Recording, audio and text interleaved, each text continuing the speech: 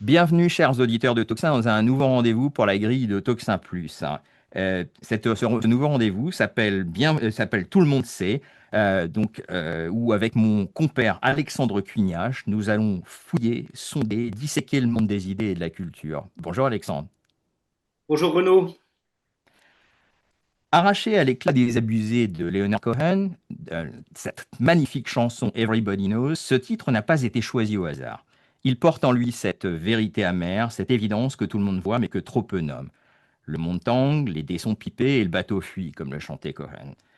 Fidèle à l'esprit de Toxin, nous voulons, avec ce podcast, combler l'espace laissé à l'abandon par des intellectuels et des animateurs d'émissions sur la vie des idées comme Alain Finkielkraut, qui ont troqué l'exigence pour la complaisance, la vérité pour la verbosité officielle, et se sont transformés en apologistes d'une existence mutilée, sous la constante surveillance de caméras, où tous les accès sont conditionnés par des QR codes, où toute forme d'expression humaine est couverte par le vacarme d'un mensonge omniprésent. Tout le monde sait, n'est-ce pas, que tout a été réglé sans nous, que les pauvres restent pauvres, que les riches s'enrichissent, que le capitaine ment, que la guerre est finie et que les bons gars, c'est nous, ont perdu. Tout le monde sait, et pourtant on continue, on fait semblant, on croise les doigts en jetant les dés. Ce podcast, il est pour ceux qui refusent de jouer plus longtemps à ce jeu truqué. Pour ceux qui, comme nous, ont vu dans le projet des élites déracinées ce cauchemar technocratique, cette dystopie lisse comme un écran de smartphone, une offense à la vie bonne, à la culture véritable, à l'enracinement qui fait de nous des hommes et non des rouages.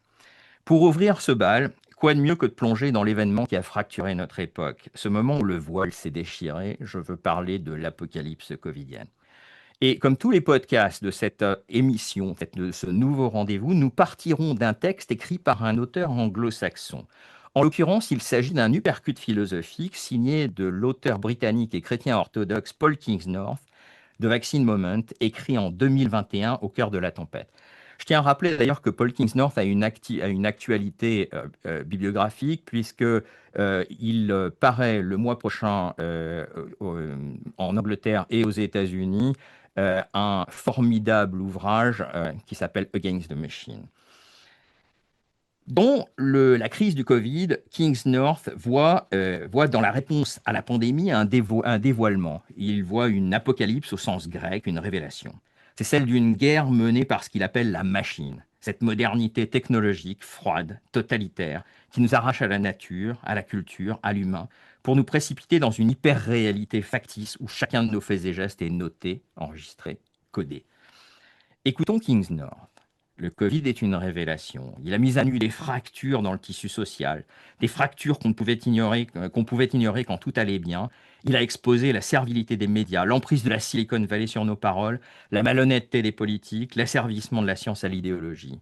Surtout, il a révélé ce tropisme autoritaire qui dort en chacun de nous, prêt à surgir quand la peur frappe. Rien qu'au cours du dernier mois écoulé, écrivait Kingsnorth, j'ai vu des commentateurs réclamer la censure, des philosophes justifier l'internement, des défenseurs des droits de l'homme se taire face aux passeports vaccinaux. J'ai vu la gauche épouser l'autoritarisme qu'elle couvait en secret et des libéraux combattre la liberté. Et Kingsnorth ne s'arrête pas là. Euh, Quand les gens ont peur, ils se laissent contrôler, dit-il. Contrôle. Ce mot seul suffit à résumer notre époque. Contrôle par l'État, par les multinationales, par ce QR code qui, en un éclair, est devenu le sésame d'une vie au Roland de mort. Nos outils, croyons-nous? Mais c'était nous les outils. Pour en parler, nous accueillons Rémi Tell, figure du collectif Peuple Libre, né en 2021 par Imitel, mais son comité, pour défendre les libertés face à la terreur covidienne.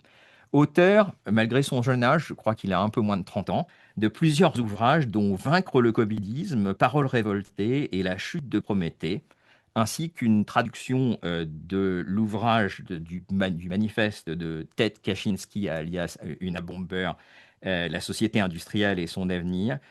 Rémi porte une critique sans concession de ce monde où la technologie dévore la démocratie, où l'obsession de la maîtrise rationnelle étouffe l'humain.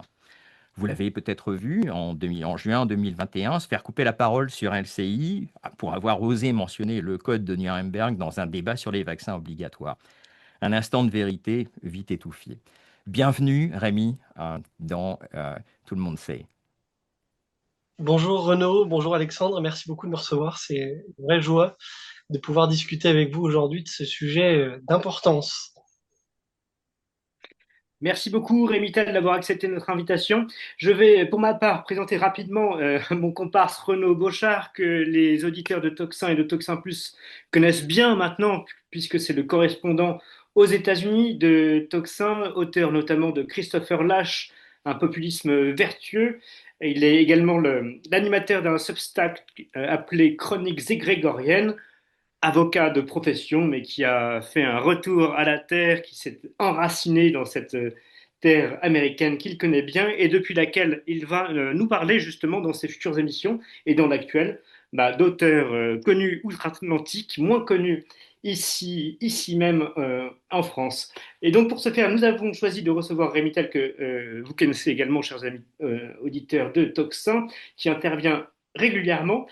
Et avant de rentrer dans disons, dans le vif du sujet, sur ce côté intellectuel, la présentation de Renaud était très riche, notamment sur l'aspect de révélation qu'a eu cette crise Covidique et son aspect totalitaire, et son aspect machinique, où nous ne sommes que des rouages.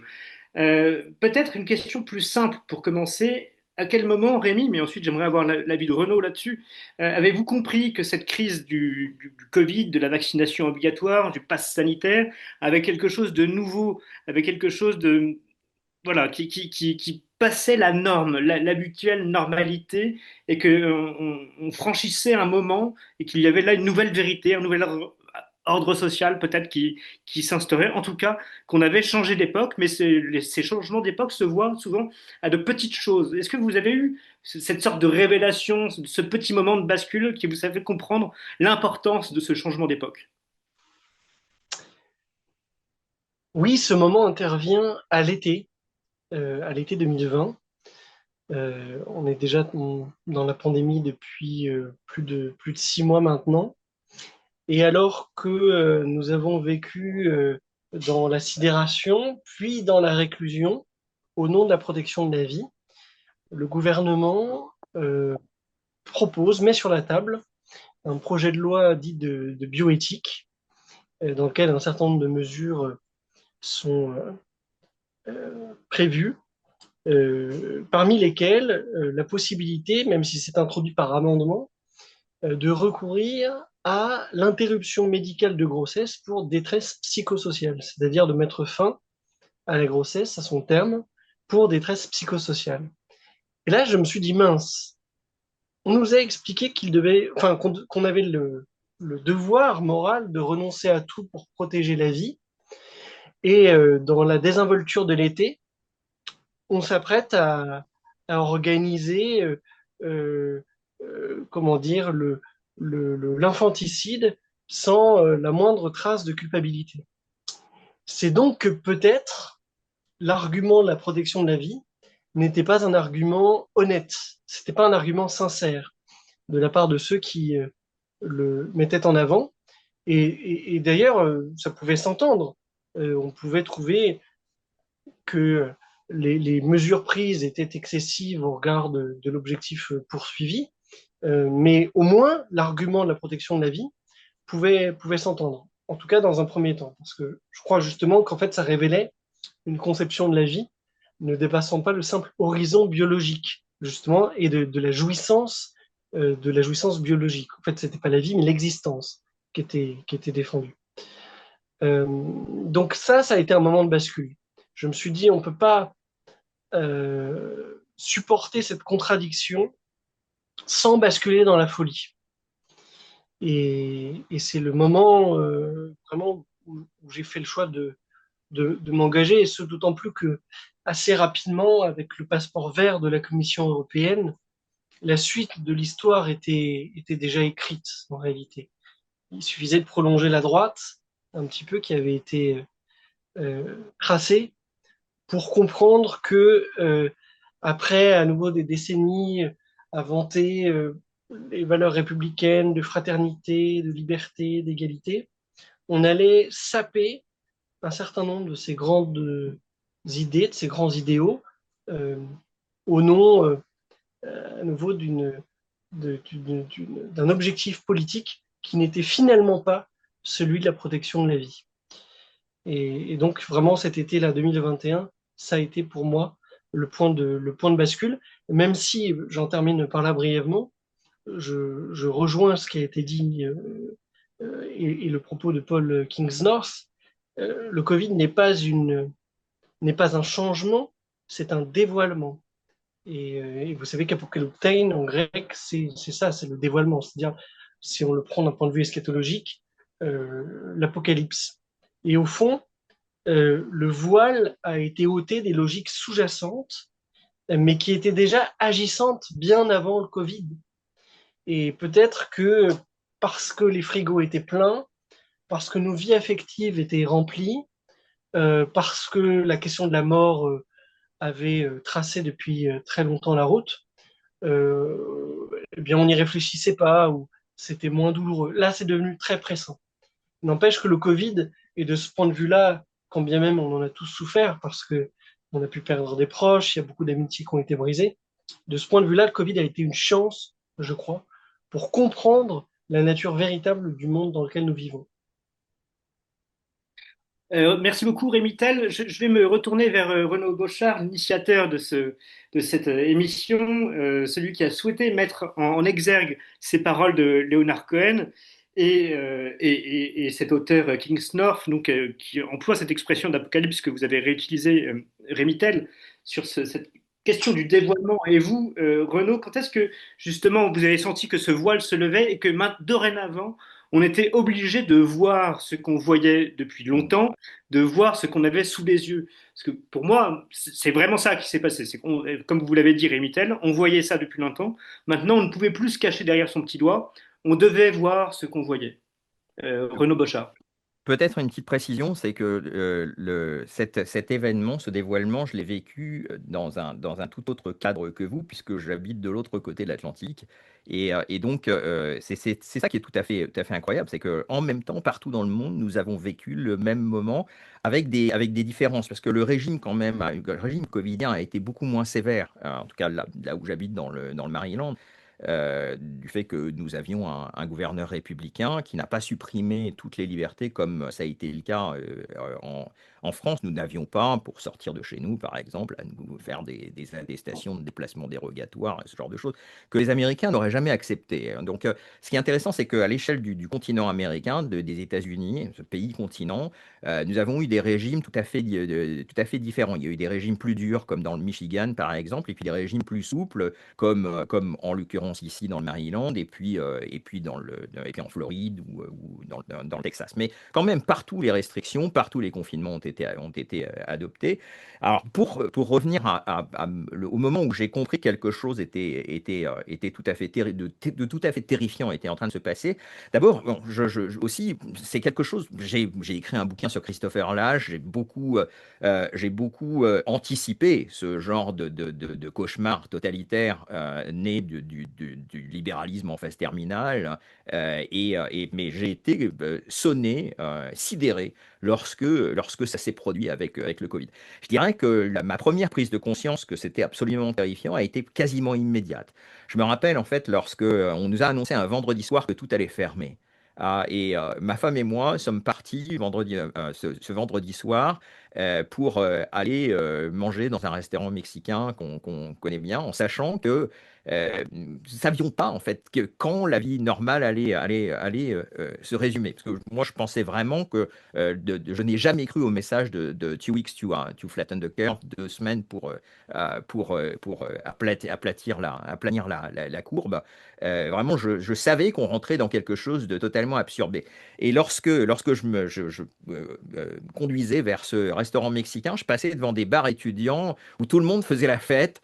Et j'avais l'impression de vivre en fait dans un univers tout à fait. Il y avait un film comme ça de David Cronenberg qui s'appelle Metropolis, où le principal protagoniste traverse un monde complètement absurde dans une limousine. J'avais l'impression de vivre dans ce moment-là. Mais la véritable prise de conscience, elle est venue quelques jours plus tard, où lorsque je regardais en fait la télévision française, alors je ne sais plus si c'était LCI ou CNews ou je ne sais quoi, ils étaient interchangeables de toute façon, où là vous aviez des gens vous aviez des commentateurs qui montraient, vous aviez une image du quai de Javel avec des gens qui étaient en train de se promener en disant mais c'est la chose la pire qu'on ait jamais vue, des gens en train de se promener sur un quai.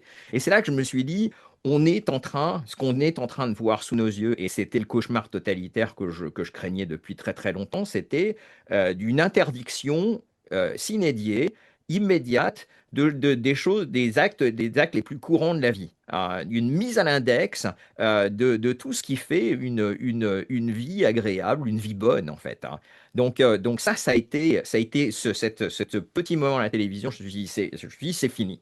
On rentre dans quelque chose d'absolument terrifiant. Et puis ensuite, comme Paul Kingsnorth, parce que je pense que les confinements, au moins, les confinements pouvaient se justifier, on pouvait au moins avoir une discussion raisonnée sur les confinements. Je pense que malgré tout, au début, il y avait une espèce de peur commune face à cette espèce de maladie complètement inconnue, venue d'ailleurs on ne savait pas trop quoi, mais enfin, très très vite, on a supputé que ça pouvait venir ça pouvait être une échappée d'un laboratoire.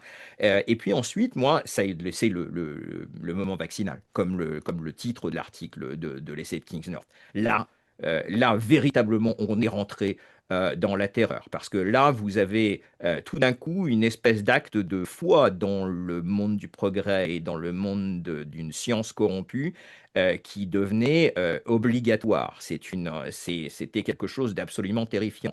Une entrée, on nous présente comme ça une thérapie génique, qui était une technologie expérimentale qui n'avait pas été, enfin, qui avait été enfin, il y a eu des très longues années de recherche sur les vaccins à l'ARN messager, mais jamais véritablement d'expérimentation à des échelles humaines. Il y avait eu, je crois, une seule expérimentation qui était un vaccin contre la dengue en Indonésie qui avait tué tous les patients. Mais là, véritablement, je me suis dit, on rentre dans quelque chose là, c'est le cauchemar continue et s'amplifie. Donc oui, c'est à ce moment-là, le moment vaccinal pour moi a été vraiment le moment où là, je crois qu'on a cessé de vivre dans un monde commun d'ailleurs.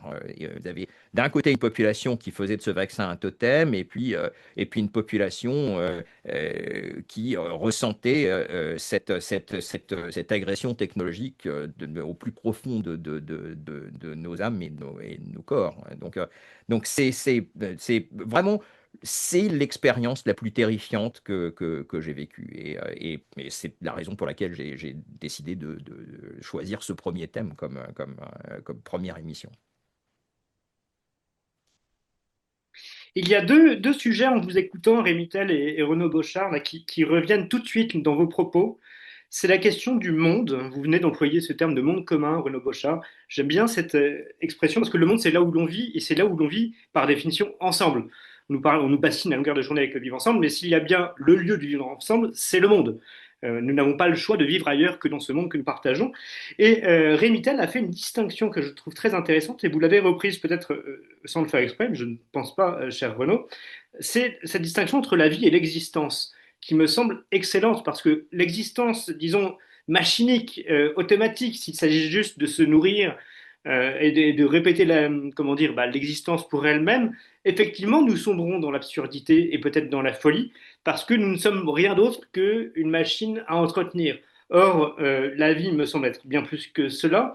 Est-ce que peut-être, Rémy Tell, vous pouvez développer ce point sur cette distinction que vous avez faite vous-même entre vie et existence, entre l'entretien de l'existence qui en soi est absurde et ce qu'il convient de faire justement pour mener cette vie bonne qui dépasse la simple existence?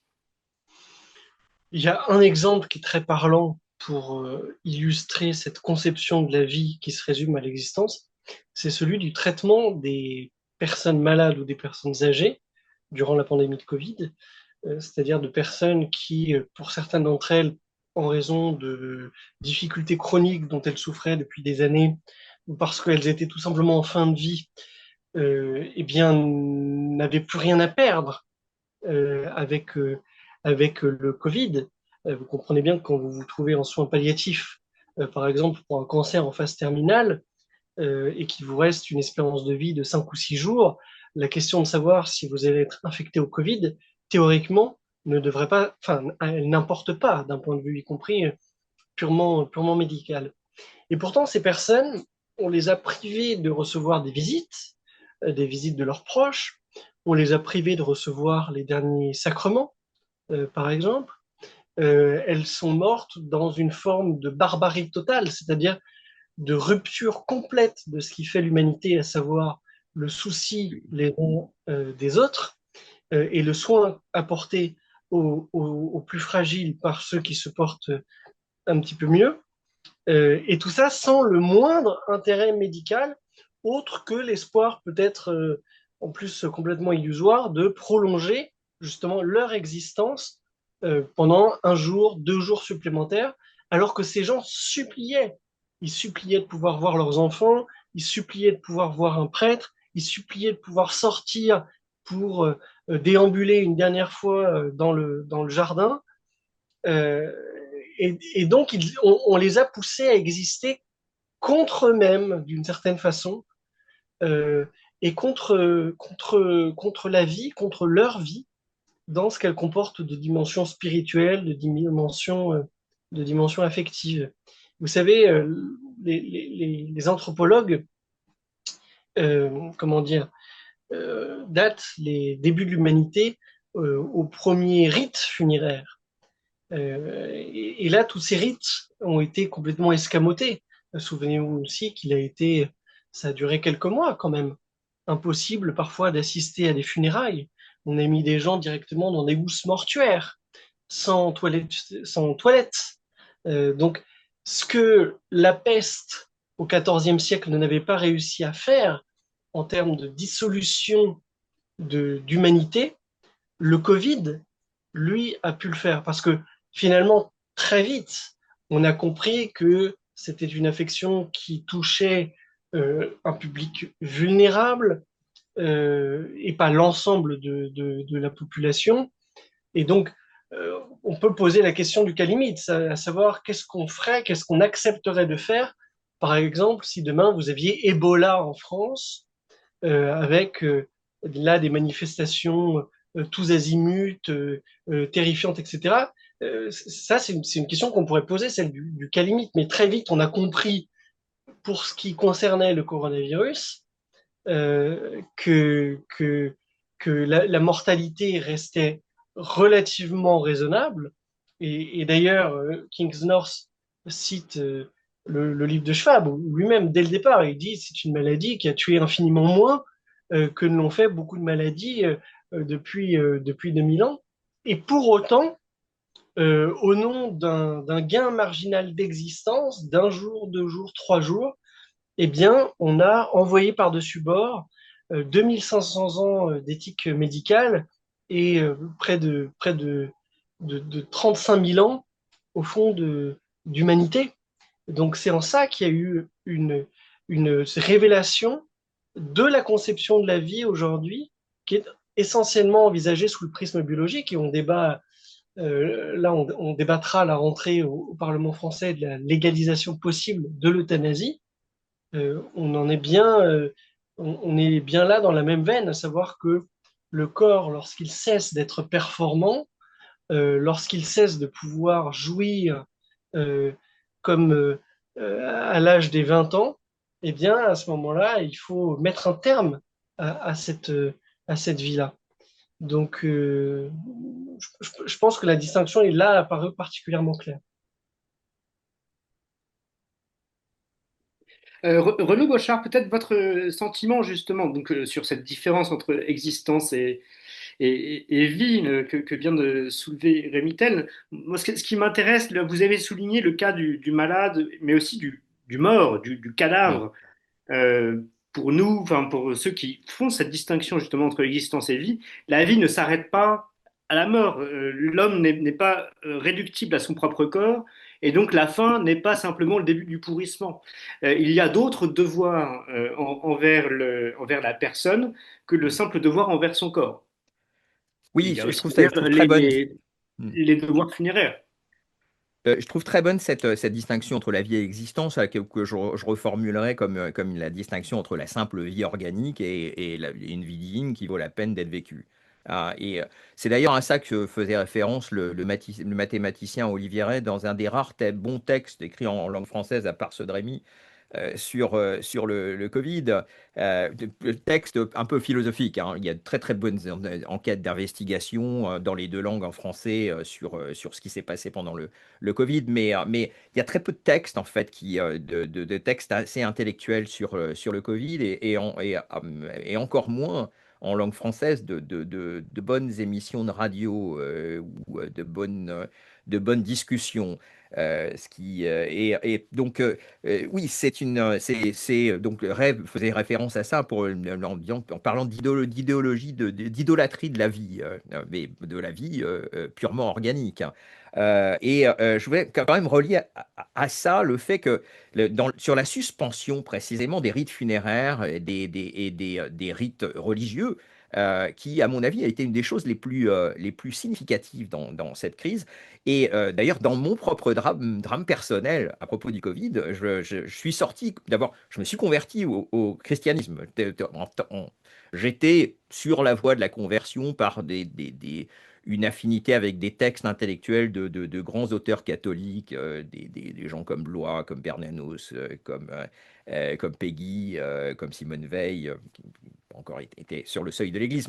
Le Covid est le moment où j'ai ressenti ce besoin d'aller à l'Église. Or, au moment où précisément c'était suspendu. J'avais mes enfants qui étaient dans une école catholique et il se trouve que j'ai sans doute été sauvé par le fait que je vivais dans une communauté catholique assez traditionnelle et assez soudée, à petite échelle, une communauté d'à peu près 300 familles.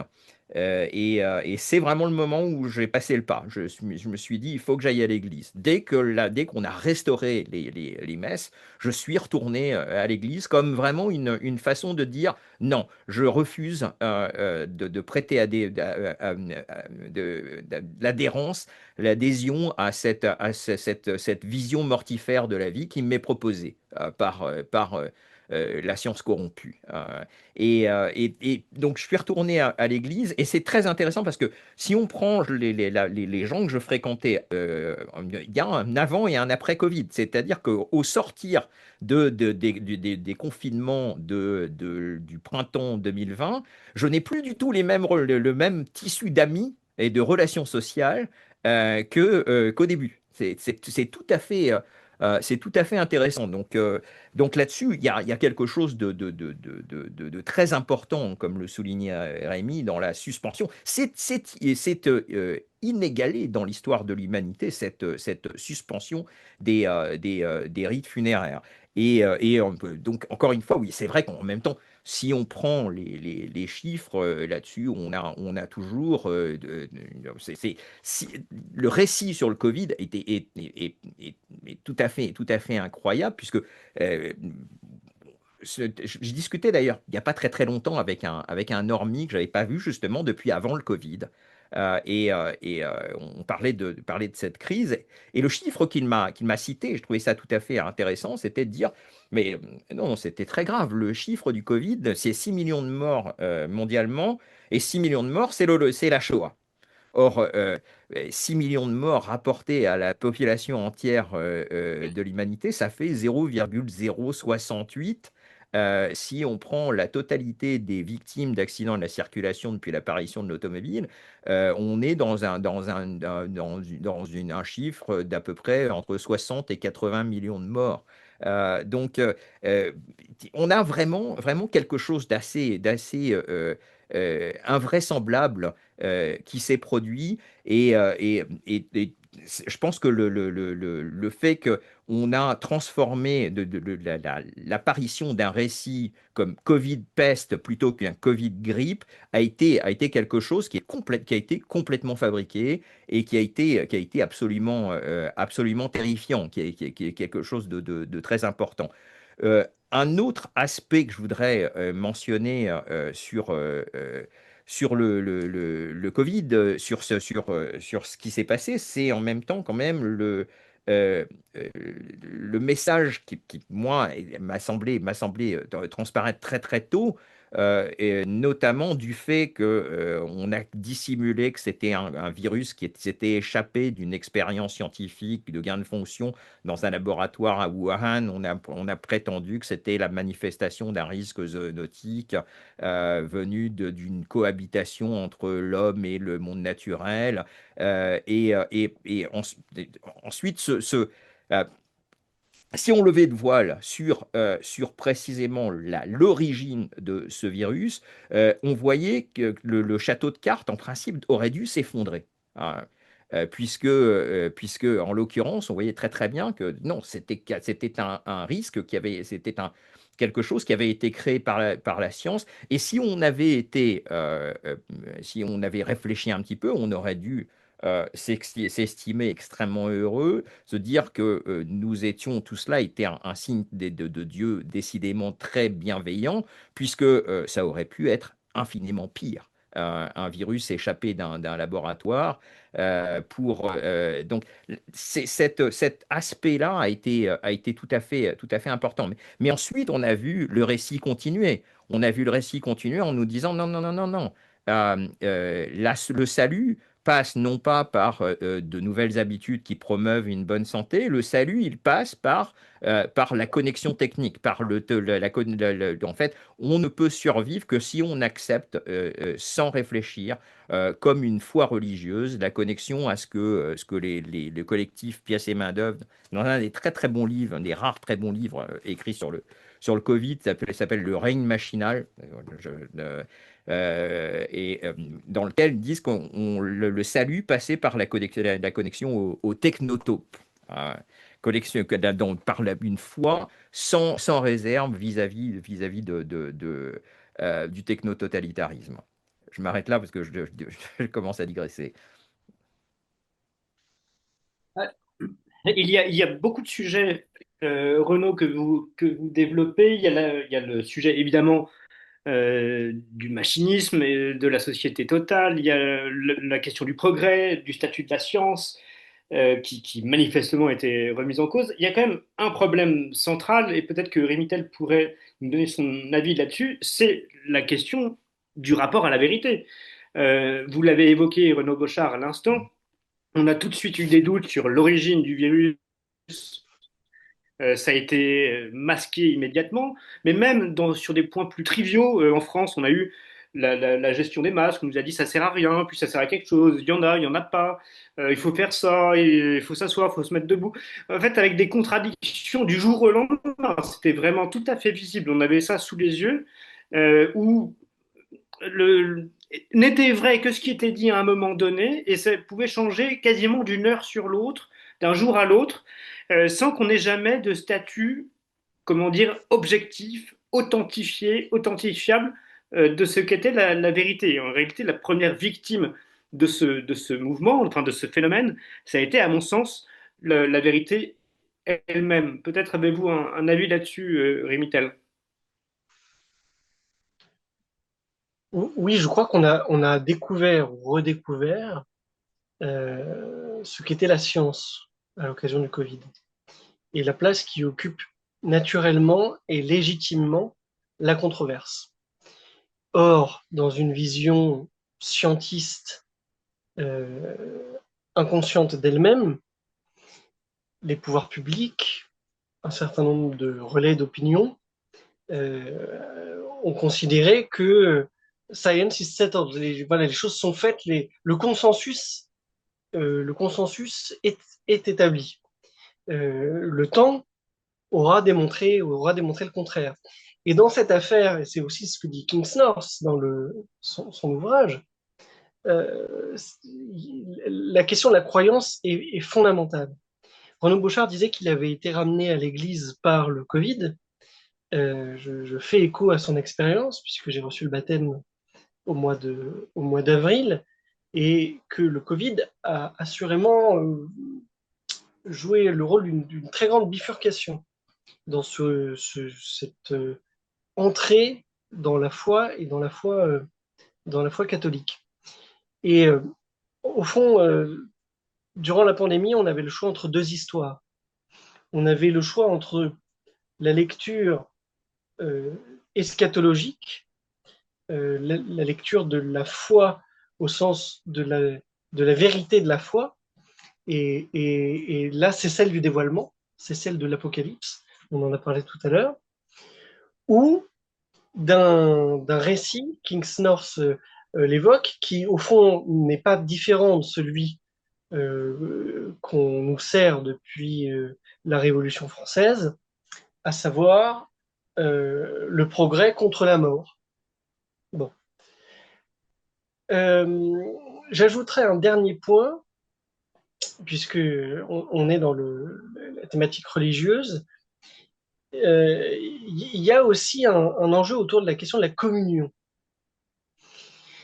Je crois que dans des sociétés occidentales en pleine voie de liquéfaction, de dissolution, finalement cet événement exogène, comme le sera par la suite la guerre en Ukraine, qui sidère les consciences et qui les oriente toutes dans une même direction, à savoir échapper à la mort et protéger ses proches, a joué un rôle social, en fait, indispensable au fonctionnement de toute communauté classique, euh, mais pathologique dans ses modalités d'existence et ses modalités d'expression. C'est-à-dire qu'à défaut de pouvoir partager une foi commune, des valeurs communes, des représentations communes, une culture commune, une mémoire commune, eh bien, à cette communauté culturelle, spirituelle, a été substituée une communauté factice de lutte contre un ennemi extérieur. Ça a été le Covid, puis ça a été les Russes, et sans doute cette histoire, tant que nos nations seront sous le joug de la machine, et on en reparlera peut-être après, a vocation à se poursuivre à l'infini. Et donc il y a eu deux types de communion. Il y a eu cette communion autour de la Sainte Trinité vaccinale. J'ai le souvenir un jour d'avoir visité une église dans le sud de la France où on disait que les bénitiers étaient vides et les bénitiers vides avaient été remplacés par le gel hydroalcoolique. Ça aussi, c'est signifiant d'un point de vue culturel. Donc cette communion-là, très vite devenue ultra superficielle et donc ultra agressive en réalité. Les moments où il a été le plus difficile de remettre en cause le dogme, c'était pas au tout début quand on applaudissait les soignants. C'est quand justement le récit a commencé à s'effriter par la suite. Et un autre type de communion que, comme catholique, je, je, je défends volontiers comme étant la communion de la vérité, euh, et d'une compréhension de l'événement qui peut-être n'était pas accessible justement à ceux dont la modalité d'être ici-bas était plutôt tournée autour de l'existence que de la vie. Parce que, au fond, la différence entre l'existence et la vie, c'est la question de l'âme. Donc, effectivement, quand on a évacué la question de l'âme, il est parfaitement logique, j'ai pas dit légitime, j'ai dit logique, il est parfaitement légitime, la question de l'âme évacuée, de tout faire pour la préservation de la vie biologique, puisqu'il ne reste que cela. Or, et c'est pour ça qu'il y a une ligne de partage assez nette entre les croyants et les incroyants durant le Covid, nous sommes un certain nombre à croire que l'être humain vaut plus que sa simple matérialité corporelle. Et donc voilà, c'est peut-être un petit peu confus, mais je pense que la question de la communion et d'une tentative pathologique de retrouver la communion, en fait, a été motrice vraiment dans l'épisode du Covid. Alors, pour rester dans le vocabulaire ou dans le champ lexical religieux, vous avez évoqué donc cette quête de la vérité. Un sujet moi, qui m'intéresse, c'est la question du martyr. Vous savez qu'on a parlé de la traduction du mot apocalypse qui signifie dévoilement ou révélation. Le martyr, c'est le témoin, c'est celui qui dit la vérité jusqu'à donner sa vie. C'est-à-dire que pour lui, le rapport au vrai, à la vérité, est plus important que le rapport à l'existence. Donc la vie est en rapport à la vérité, l'existence elle-même est inférieure au fait de dire réellement ce qu'on voit. Ça nous amène à ce vieux dilemme qui lui-même n'est pas catholique, mais qui est connu depuis l'Antiquité, c'est celui d'Antigone, qui fait face à Créon. Vous vous rappelez, Antigone outrepasse la loi, le commandement du roi, Créon, pour aller donner une sépulture à son frère. Or, cela est interdit par la loi et elle en paye les conséquences, c'est-à-dire qu'elle est emmurée vivante, si mes souvenirs sont bons, ce qui n'est pas un sort tout à fait enviable, mais simplement pour avoir honoré les morts et donc respecté la loi naturelle, le droit naturel ou le respect qu'on doit à la vie et donc dépassant la simple existence et le droit positif. Cher Renaud Beauchard, vous-même qui êtes juriste de formation et avocat de profession, qu'est-ce que vous inspire justement cette question du témoignage de la vérité et comment dire, de cette rivalité de légitimité entre la légalité d'un côté, qui nous oblige par l'existence de la loi, et la légitimité de ce que nous pensons devoir faire.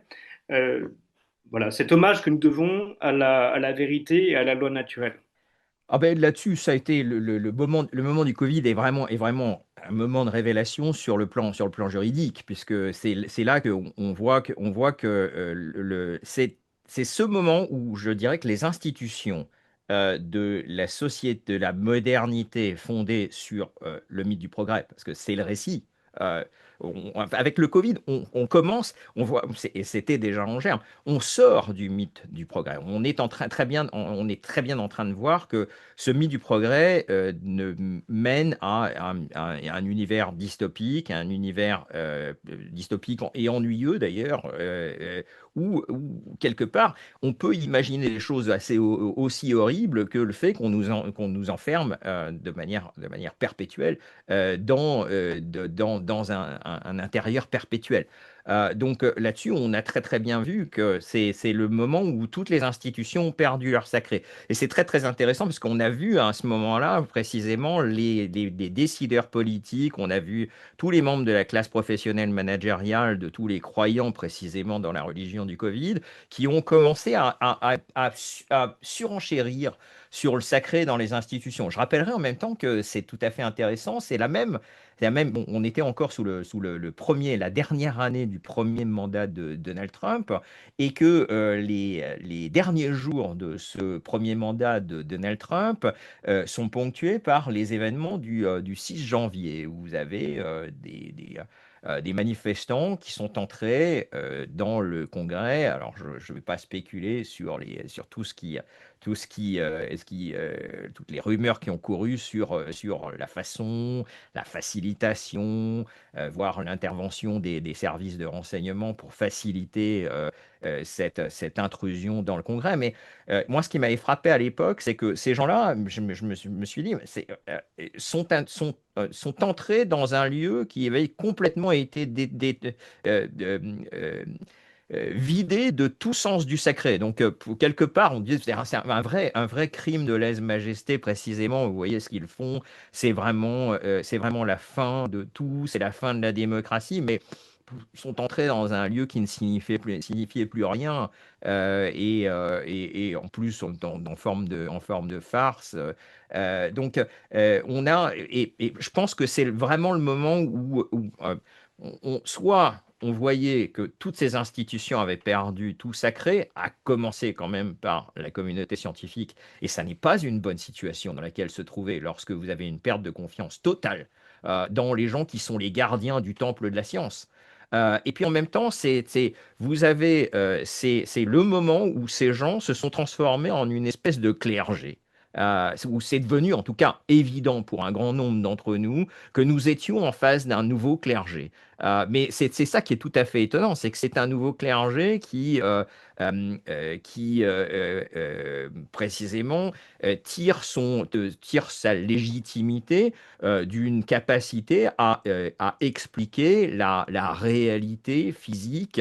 Or, on a commencé à voir ce nouveau clergé raconter des histoires sur ce qui était sous nos yeux, sur la matière même. Donc, c'est là, en- pour moi, ça a été le moment qui signe l'effondrement cette société, de cette modernité qui a été fondée sur le progrès. Et c'est le moment où on a véritablement vu que nous étions en vérité dans une farce et que on commençait à rentrer dans un après. Un après quoi? C'est très très difficile. Et de quoi va-t-il être meublé? C'est encore plus difficile de le dire, mais ça a été, et sur le droit, quiconque est un peu juriste, c'est que tous les principes de la modernité juridique libérale ont été piétinés à ce moment-là. Je rappelle en même temps que c'est le moment, le Covid, où apparaît dans nos vies de manière quotidienne la censure, la propagande. C'est le moment où vous avez des choses qui étaient déjà en germe, notamment la lutte contre la désinformation, qui avait été quelque chose qui avait été préparé au début du mandat de Donald Trump, parce que c'est quand même encore incroyable que ce Covid, ça survient pendant le mandat de l'Antéchrist, pour les tenants du mythe du progrès. Donc, c'est là-dessus l'effondrement complet où on a vu des libéraux piétiner tous les principes juridiques de la modernité libérale juridique. Et après, c'est très difficile de revenir de ça. Donc, et on a vu ensuite, comme Rémi le disait, une succession de choses. On a vu l'Ukraine, parce que ça, c'est dans le Covid, il y avait en germe la militarisation de la société. Dans le Covid, puis ensuite, on a vu effectivement la totalité de ce qu'on est en train de voir se développer aujourd'hui avec des scandales d'État comme le Russiagate aux États-Unis. Donc, c'est encore une fois, mais quelle transformation, quel profond bouleversement nous avons assisté avec le Covid. Alors c'est intéressant, Renaud Gauchard, parce que vous continuez toujours dans ce champ lexical. Vous avez parlé de ce nouveau clergé, donc disons la caste scientifique, mais on peut parler évidemment des politiques. Eux étaient décrédibilisés depuis longtemps, mais ça reste une caste. Les journalistes eux-mêmes, qui devaient normalement dire le vrai, ou au moins participer au débat sur la vérité, ont été eux-mêmes déconsidérés. On sait aussi que maintenant, bah, les industriels, les financiers, les banquiers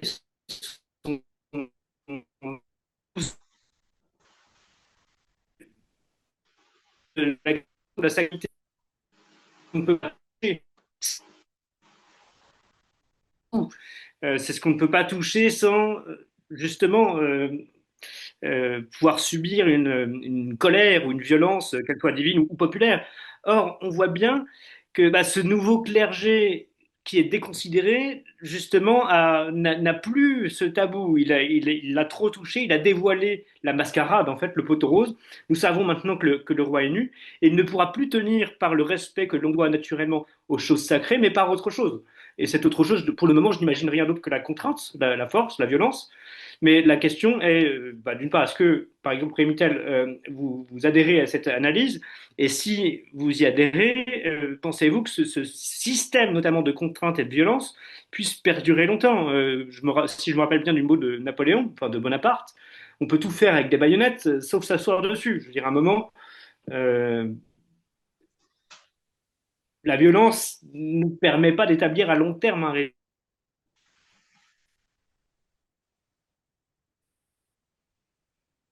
Oui, Rémy Tel. oui, pardon, c'est parce qu'il y a un petit décalage. Mais je crois que d'un point de vue historique, on a une forme de vase communicant entre le mythe du progrès et la question du salut. Puisque, au fond, le progrès, c'est le salut de l'homme par ses propres moyens, hein. On en revient à l'hérésie de Pélage, d'une certaine façon. Il avait déjà été pas mal abîmé par Nagasaki, Hiroshima et Auschwitz, tout en réussissant à retrouver un peu de couleur à la faveur des 30 glorieuses. Mais je crois que le moment du Covid a porté le coup de grâce précisément au mythe du progrès et donc à la modernité.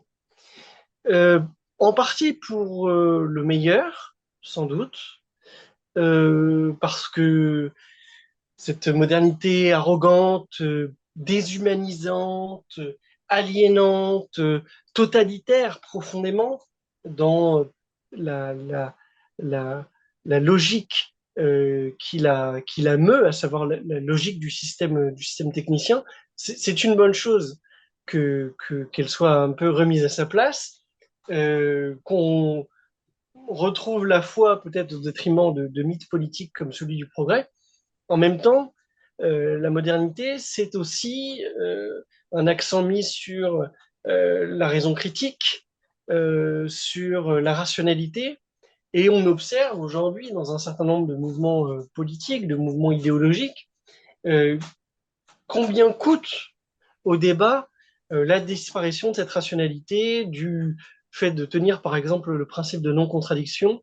Euh, je crois que on l'observe tous les jours dans nos actualités. Donc voilà, je ne sais pas ce que ça va donner, c'est cette fameuse phrase qui est tellement fameuse que j'en oublie l'auteur, hein, mais vous savez, le vieux monde se meurt, le nouveau monde n'est pas encore advenu, et dans ce clair-obscur surgissent les monstres. C'était Antonio Gramsci, voilà, qui disait cela. Donc on est face aux monstres aujourd'hui. Et sans pouvoir goûter aux fruits de la postmodernité, mais tout en étant chaque jour confronté à ces premières plaies. Oui, d'ailleurs, Kingsnorth fait référence dans son texte, il parle du Covid comme d'une fracture narrative. Il dit en fait que l'histoire de l'humanité est structurée autour de récits, que donc on sait toujours raconter des histoires. Les dernières décennies ont été des décennies de perte de foi dans le progrès, et le Covid est vraiment le révélateur que ce récit s'est brisé. Donc, le récit du progrès s'est brisé. Et d'ailleurs, dans le mythe du progrès, il y avait quand même cette idée qu'on devait faire confiance en certaines choses. On devait faire confiance dans les connaissances que la science a accumulées, dans les experts, dans les journalistes, dans la capacité de l'humain à établir la vérité. Tout ça a volé en éclats avec le Covid. C'est ça, c'est absolument extraordinaire ce qui s'est passé à ce moment-là.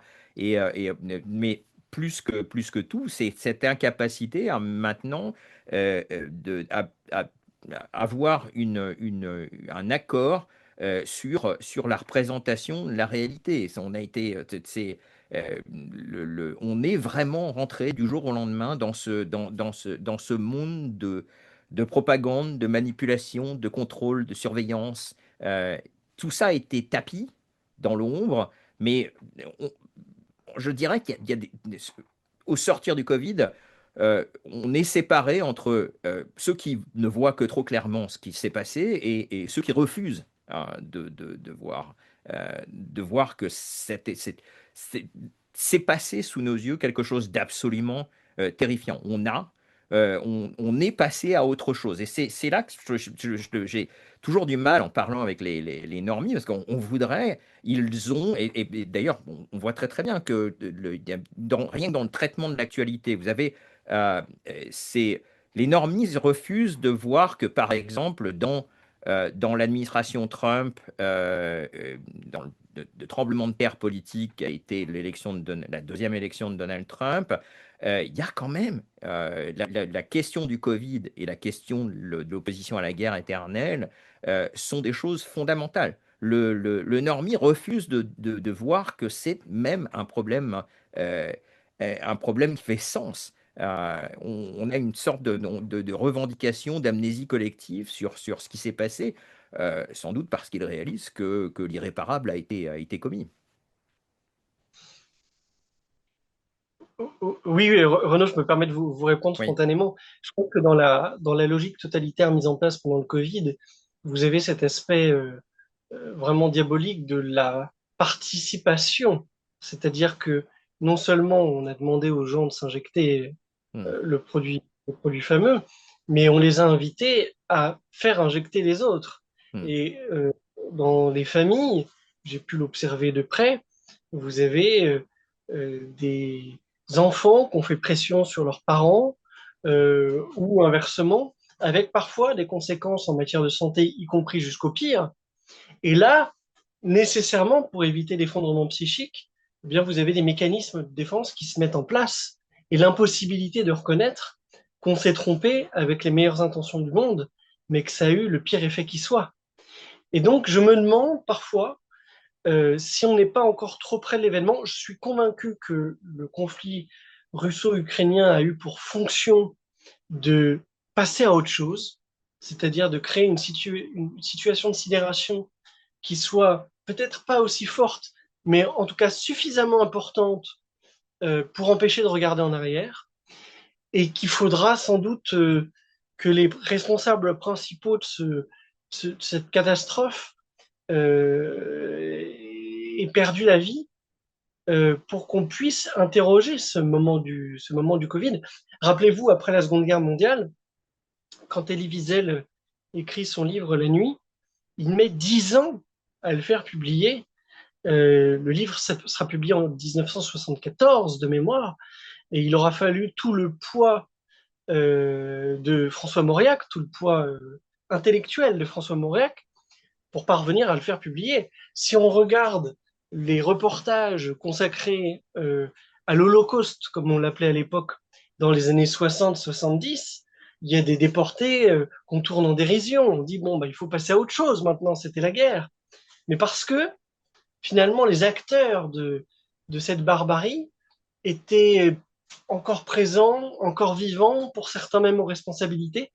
Et je me demande parfois si on se, si on n'est pas condamné d'une certaine façon à la patience, ce qui ne veut pas dire que le travail qu'on fait aujourd'hui est inutile, au contraire, mais les fleurs véritables, euh, comment dire, naîtront peut-être dans une décennie, dans 2 décennies, une fois que tous ces mécanismes de défense, une fois que tous ces logiques aussi de protection individuelle se seront atténuées.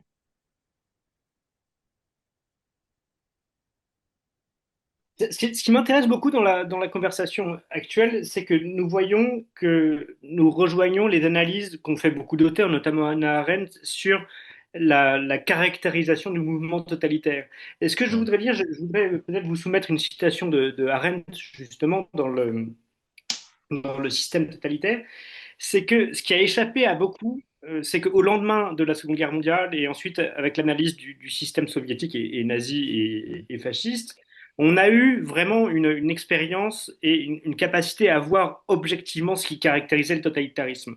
On a pu voir ces éléments-là apparaître sous nos yeux au moment de la crise du Covid. Je prends quelques exemples, mais qui sont quand même parlants. La Mm. persécution professionnelle. Je rappelle que dans tous les systèmes totalitaires, avant d'envoyer les gens au camp, aux meurtres de masse, etc., etc., il y a les interdictions professionnelles. Mm. Le fait de vous empêcher de vivre par votre moyen de subsistance, c'est-à-dire votre travail, et donc votre qualité propre. On vous prive de votre qualité intrinsèque, ce qui est le principe du totalitarisme, c'est-à-dire de renvoyer l'homme à l'atomisation, à n'être qu'un rouage de machine. Il y a ce qu'a souligné Renaud Bochart, la guerre permanente. C'est très bien vu dans 1984 de George Orwell. Il faut un ennemi permanent à l'extérieur, mais aussi à l'intérieur, hein. Je vous rappelle qu'il y a Océania, Britannie, etc., mais aussi l'ennemi intérieur. Il y a le mouvement perpétuel. Ça, je peux vous dire, je peux vous faire une citation de Arendt, que je vous donne tout de suite. Ni le national-socialisme ni le bolchevisme ne proclamèrent jamais qu'ils avaient établi un nouveau genre de régime, ni ne déclarèrent que leurs objectifs étaient atteints avec la prise du pouvoir et le contrôle de l'appareil étatique. Leur idée de la domination ne pouvait être réalisée ni par un État ni par un simple appareil de violence, mais seulement par un groupement animé d'un mouvement constant, à savoir la domination permanente de chaque individu dans chaque sphère de sa vie. La prise du pouvoir par la violence n'est jamais une fin en soi, mais seulement le moyen d'une fin. Et dans n'importe quel pays, la prise du pouvoir n'est qu'une étape transitoire et bienvenue, mais jamais la fin du mouvement. L'objectif pratique du mouvement consiste à encadrer autant de gens que possible dans son organisation et de les mettre et de les maintenir en mouvement. Quant à l'objectif politique qui constituerait la fin du mouvement, il n'existe tout simplement pas.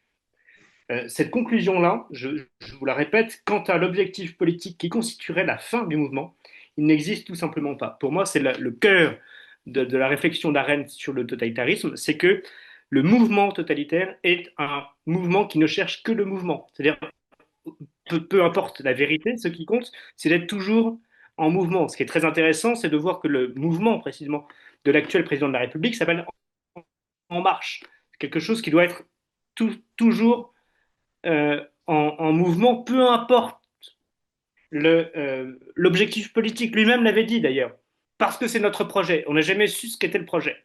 Mais le projet, c'est d'atteindre le projet lui-même. Enfin, c'est une sorte de tautologie et qui est intrinsèque au totalitarisme. C'est-à-dire il faut toujours être en mouvement et dès que ce mouvement cesse, la logique interne tombe et renvoie chacun à son anomie d'avant, à son inutilité qu'on peut trouver justement dans la masse. Et ce que vous disiez, Rémy Tel, dans la complicité en fait, imposée ou non, mais qui repose sur chaque personne, sur chaque individu. C'est ça qui est terrible. C'est qu'en réalité, appartenant au système totalitaire, chacun en devient complice. Renaud ou Rémi, je ne sais pas si quelqu'un veut réagir à ça, sur cette question du mouvement, notamment perpétuel. Si je puis me permettre, oui, je crois que la mécanique totalitaire ressemble à celle d'un vélo, au fond. C'est-à-dire que quand ça s'arrête, ça tombe. Et on sent les principaux acteurs de cette mécanique assez angoissés à l'idée que ça tombe, que ça s'arrête. Et en même temps, je crois qu'il ne faut pas surestimer le rôle précisément de ces acteurs. Et regarder aussi la logique, comment dire, ce qui dépasse, ce qui les dépasse eux-mêmes. J'ai l'impression que ces propagandistes, à bien des égards, sont dépassés par leur propre propagande. Ils en sont aussi les otages. D'ailleurs, c'est assez intéressant d'observer pendant le Covid que les propagandistes ont été eux-mêmes victimes de leur propagande, puisque ils ont fini par devenir des vrais croyants et à force de demander aux autres d'aller se faire injecter, eh ben, ils se sont fait injecter 10 fois et puis on a vu ce que ça a pu donner. Donc il y a cette ressemblance entre la mécanique de la propagande et la mécanique du vélo. Je voulais aussi dire justement sur ce qui précède et ce qui dépasse les acteurs que l'état de l'innovation technologique aujourd'hui rend d'autant plus probable le totalitarisme, la propagande, qu'il permet une très forte centralisation des messages et une diffusion tous azimuts de ces messages produits de façon centralisée. Ce qu'évidemment, même l'imprimerie au XVIIe siècle n'aurait pas pu faire. Parce que tout simplement, l'infrastructure organisait les choses différemment. Là, depuis un point d'émission, vous pouvez toucher la France entière aujourd'hui. Donc, le totalitarisme est devenu vraiment d'une accessibilité assez époustouflante en raison de l'état du progrès technologique. J'ai parfaite réponse avec une petite vidéo justement pour montrer ce qui s'est passé au moment du Covid, parce là on entre dans le domaine de la propagande et je voulais vous montrer une vidéo tout à fait étonnante qui vient du programme de l'humoriste américain Stephen Colbert, qui est d'ailleurs d'être viré de la chaîne CBS. Voilà cette vidéo. The vaccine.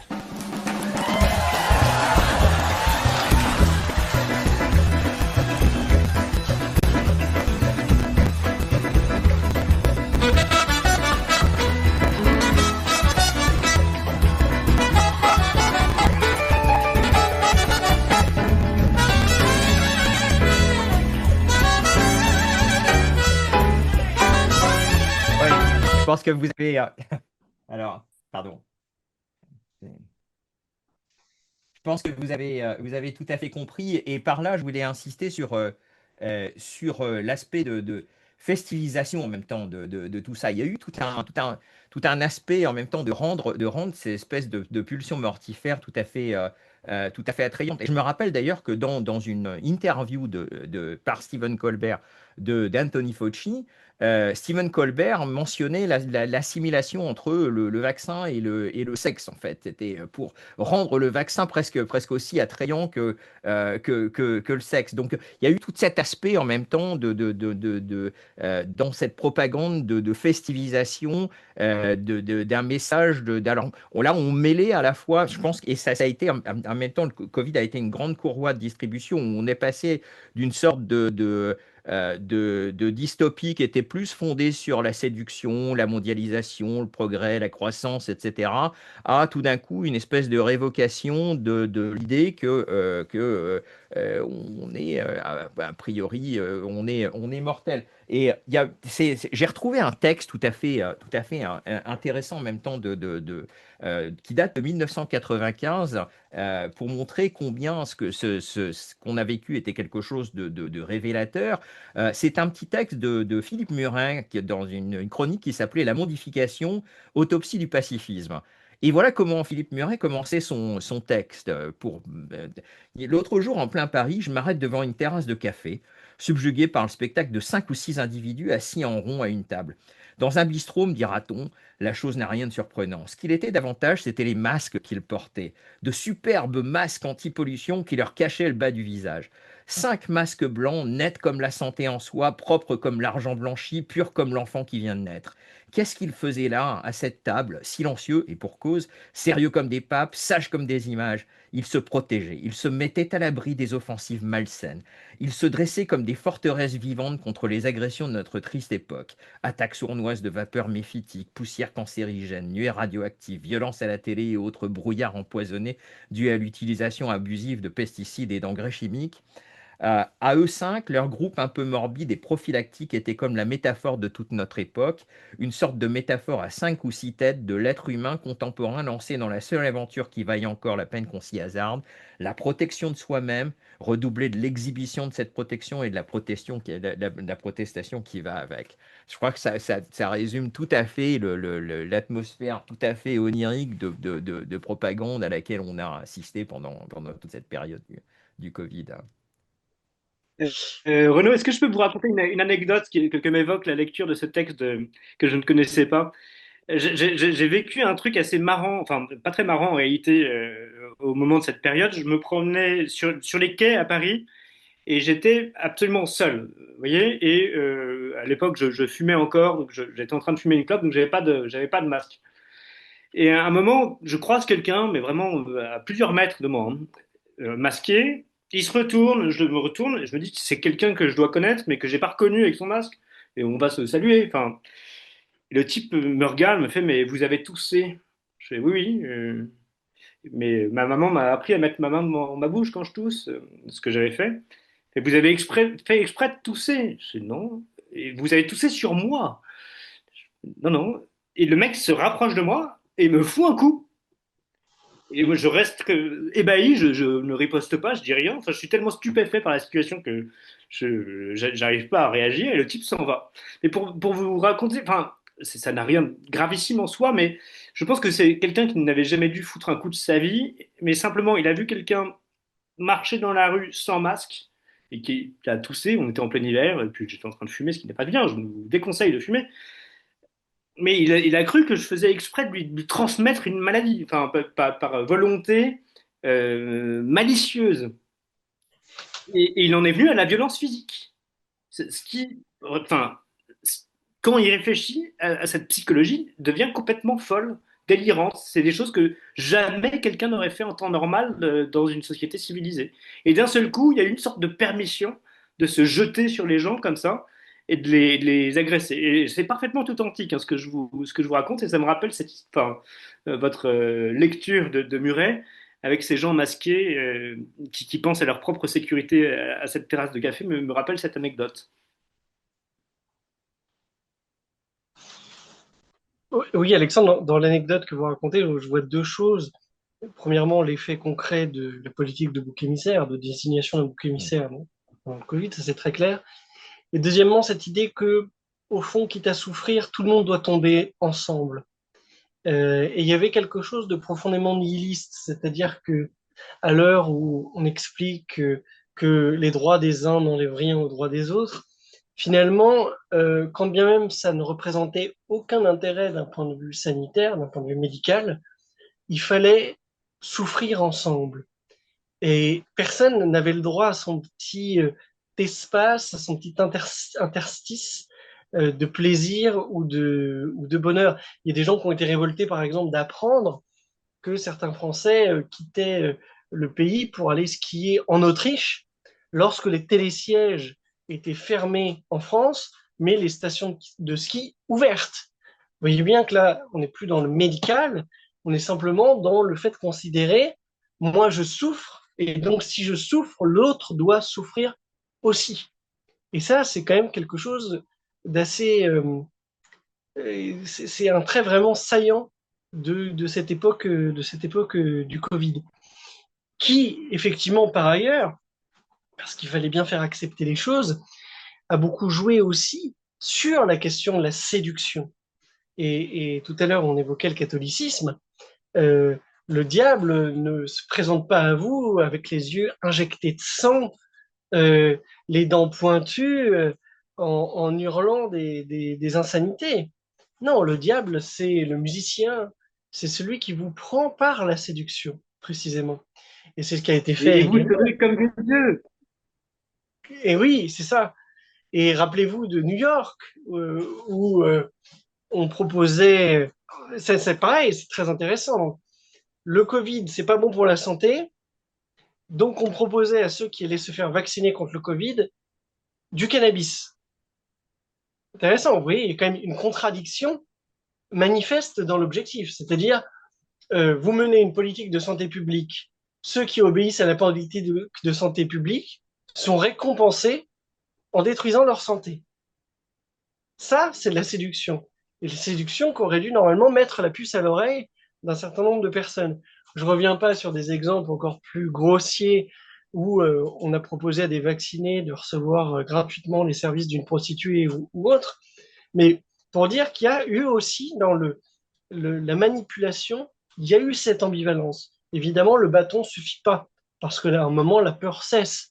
Et tous les régimes dans lesquels on renverse, après des décennies, des pouvoirs autoritaires le démontrent. Donc, il y a cette part de séduction, et, et, ne- et dans quelques années, peut-être qu'on voudra se raconter une autre histoire, savoir celle de gens qui étaient unanimement terrorisés et qui ont obéi parce que ils voulaient conserver leur travail et la garde de leurs enfants. La réalité, c'est que la séduction a joué à plein et les plus honnêtes aujourd'hui vous confient qu'évidemment, ils ont été se faire vacciner pour pouvoir assister à une séance de cinéma ou manger au restaurant. Oui, vous faites référence en fait à la façon dont le mal s'introduit chez vous. Et je pense que c'est quelque chose qui a été une profonde révélation pour moi pendant le Covid. C'était le fait que la façon dont le mal s'invite en vous, c'est par le sens du confort. Et j'ai vu justement, il y a beaucoup de gens, enfin bon, je vis à Washington, D.C., je suis entouré de gens qui sont des fonctionnaires fédéraux. euh, et on a l'impression que le Covid est une sorte de paradis perdu pour eux, de moments vraiment de félicité. En fait, on a vu se perpétuer cette espèce de régime. On a l'impression qu'il y a des gens qui ont la nostalgie du confinement, parce que ça, je crois que ça a alimenté chez eux la possibilité de rester dans son intérieur, chez soi, dans une espèce de confort aseptisé. Et je crois que ça a entretenu une sorte de sens du confort chez des gens qui étaient assez socialement maladroits. Et ça m'a vraiment fait prendre conscience du fait que le sens du confort, l'obsession du confort est vraiment la façon dont le mal s'invite en vous.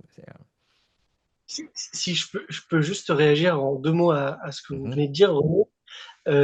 Peut-être que le Covid a été aussi une réponse à nouveau inadaptée aux maux de la société qui l'engendre, à savoir la société technologique. mhm, Finalement, la réclusion covidienne, qu'est-ce que c'est?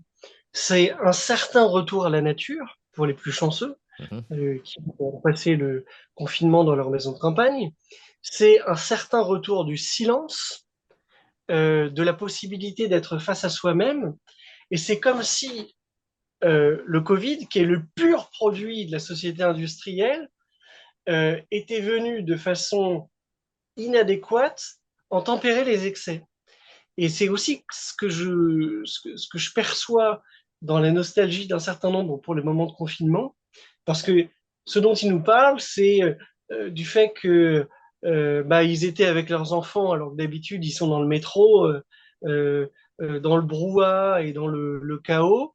Ce dont ils nous parlent, c'est que euh, ils ont retrouvé le sens de choses simples, éplucher des carottes, jouer du piano, loin des artifices de la vie urbaine.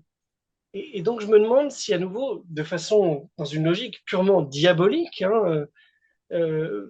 si le Covid s'est pas présenté comme un, comme un mauvais palliatif, un peu comme une drogue, d'une certaine façon, c'est-à-dire répondant à un véritable malaise existentiel, mais non pas pour abolir ce qui engendre le malaise, mais le renforcer. C'est très, très clairement ce qui s'est passé.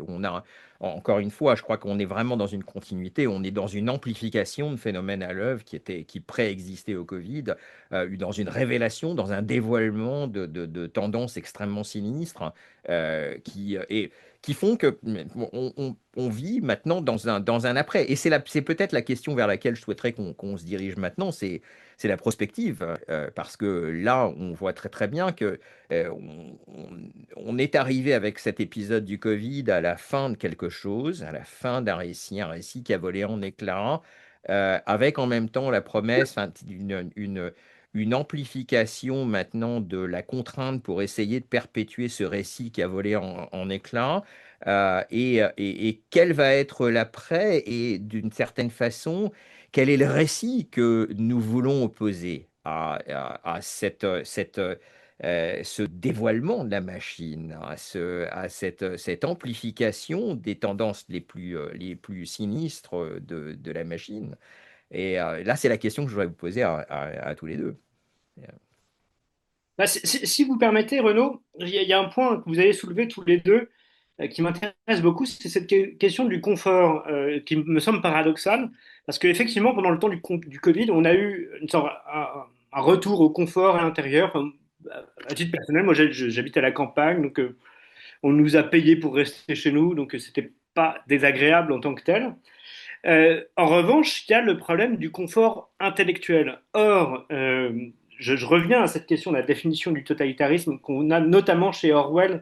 Vous vous rappelez, le personnage principal, c'est Winston Smith, est confronté donc aux agents de Big Brother, et il doit admettre en même temps, toujours en même temps, hein, que 2 plus 2 égale 4 ou 2 plus 2 égale 5 en fonction du moment. Donc il n'y a aucun rapport avec la vérité, il y a simplement adhérer à la propagande au moment où cela l'arrange. Donc ça, c'est très confortable intellectuellement, sauf que ça vous met dans un... C'est ce que, me semble-t-il, disait Rémy Tel tout à l'heure, face à un problème qui est la dissonance cognitive. Euh, le cerveau humain n'est pas fait pour affronter des contradictions. Or, si vous êtes face à une contradiction, vous devez évacuer la dissonance et donc accepter la contradiction pour être dans une situation confortable. Sinon, vous vous mettez en péril psychologique et vous allez tomber en dépression ou en schizophrénie ou dans d'autres problèmes d'ordre psychosociaux, etc. Mais donc, justement, il y a une zone d'inconfort. Et le problème, c'est que cette dissonance est devenue tellement flagrante, il est impossible de ne plus la voir, qu'à mon avis, justement, ce système, cette perpétuation du système avec ce confort intellectuel d'acceptation de la dissonance cognitive ne pourra pas continuer. Ça, c'est quelque chose de très providentiel, me semble-t-il, et vous avez parlé du diable. Le diable porte toujours pierre. Le mal, il n'existe pas de mal absolu. Le mal finit par se révéler lui-même, par se dévoiler, parce qu'il est mauvais et parce il est toujours enraciné dans le réel, et le réel lui-même vient de la vie, etc., etc. Donc on ne peut pas mentir perpétuellement, et à un moment ça se voit. Combien de temps ça durera, j'en sais rien, mais en tout cas, maintenant, c'est visible. Et ce confort mental que beaucoup avaient, à mon avis, n'existe plus. Et on l'a vu, il y a quand même beaucoup de gens qui se sont réveillés. Avant, on était quoi, peut-être 0,5, 1% de la population à voir à peu près les choses, disons, dans leur vérité crue. Maintenant, je pense qu'on est plus de 20%. C'était énorme. Enfin, vous imaginez, en quelques années, le progrès. Avant, moi, je me sentais parfaitement marginal. Maintenant, je ne me sens pas marginal dans un poisson dans l'eau avec 20% des gens que je croise. C'est enfin, c'est un énorme changement dans ma sociologie avec les gens que je fréquente. C'est, et, et cette minorité, qui est une grosse minorité, pourra certainement faire évoluer les choses. Alors, dans quel sens? Est-ce qu'il faudra en passer par de la douleur, cette sortie de confort? Très certainement. Mais bon, si c'est le prix à payer, on a parlé de martyr tout à l'heure, alors je ne souhaite pas la croix, hein, mais euh, voilà, la vérité a un prix. Et pour répondre à mon tour, je dirais qu'il y a peut-être trois scénarios. Le premier, c'est celui d'une fuite en avant qui euh, accroîtrait donc les logiques de répression, mais au point de d'éteindre tout sens critique et de transformer définitivement l'espèce humaine, ou du moins l'être humain a fortiori dans le monde occidental, en cerf. Or, un cerf peut être heureux. Il n'est pas libre, mais il peut être heureux. Et peut-être qu'à force de manipulation psychologique, de manipulation biologique aussi, hein, la question des médicaments, des antidépresseurs, des drogues, etc. Enfin, tout ça n'arrive pas non plus euh, à ce moment-là si fort par hasard, et voire même de manipulation génétique.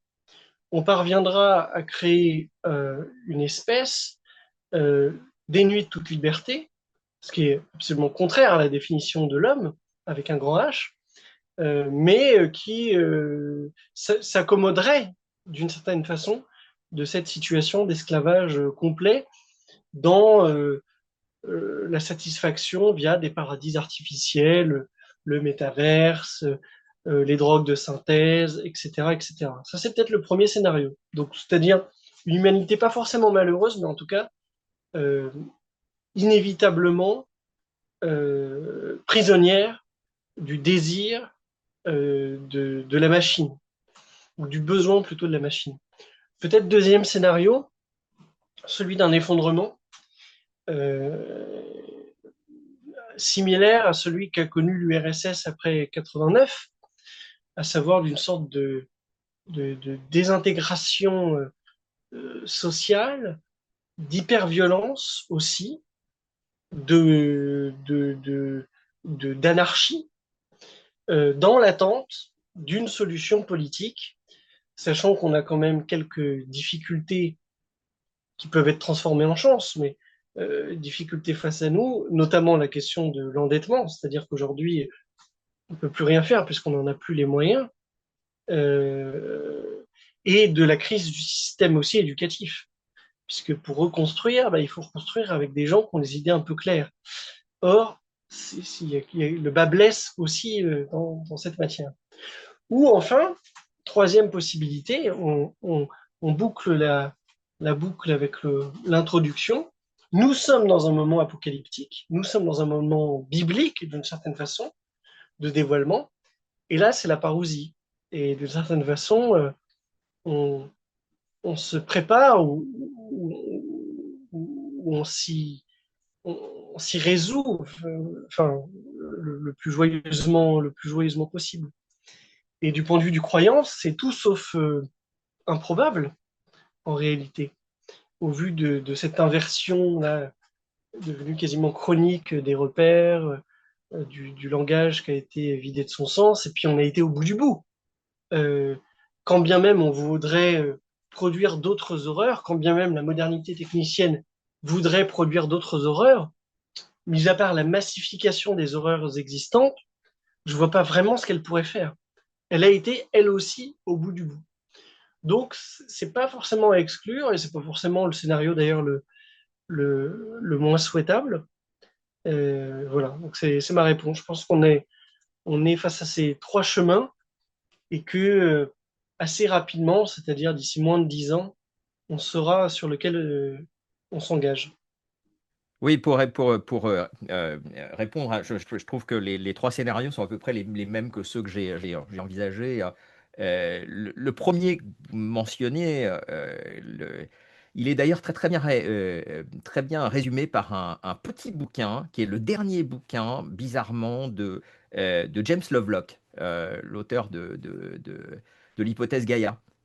Dont on a d'ailleurs, on devrait se rappeler que qui est Lovelock. Lovelock était un cybernéticien, hein, c'est pas qui était proche du club de Rome et donc et son dernier bouquin s'appelle Novacen, The Coming Age of Hyper Intelligence, l'âge prochain de l'hyper-intelligence, où il est en train d'envisager un univers complètement transhumaniste dans lequel nos descendants, qui seront des humains augmentés, verront nos existences comme à peu près aussi ennuyeuses que si on regardait pousser notre gazon, hein, et qui verront.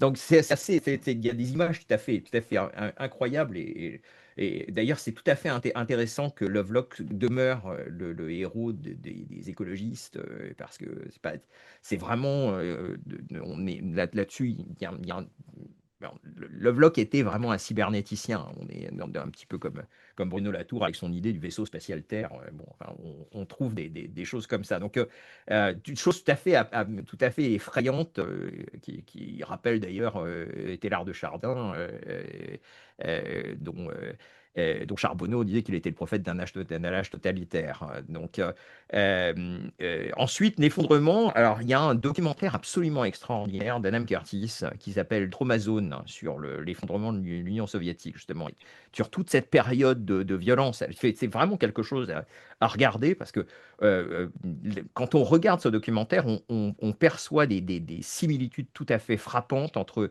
ce qui est en train de se passer avec l'Empire américain ou l'Occident en général, et ce qui s'est passé dans l'ancien Empire soviétique en Russie après, entre 1985 et 2000. Donc là-dessus, c'est la période couverte par le documentaire, hein. C'est pour ça que je mentionne ces deux dates, 85-2000.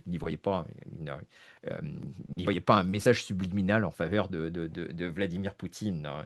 Le documentaire se conclut sur l'image du visage de Vladimir Poutine.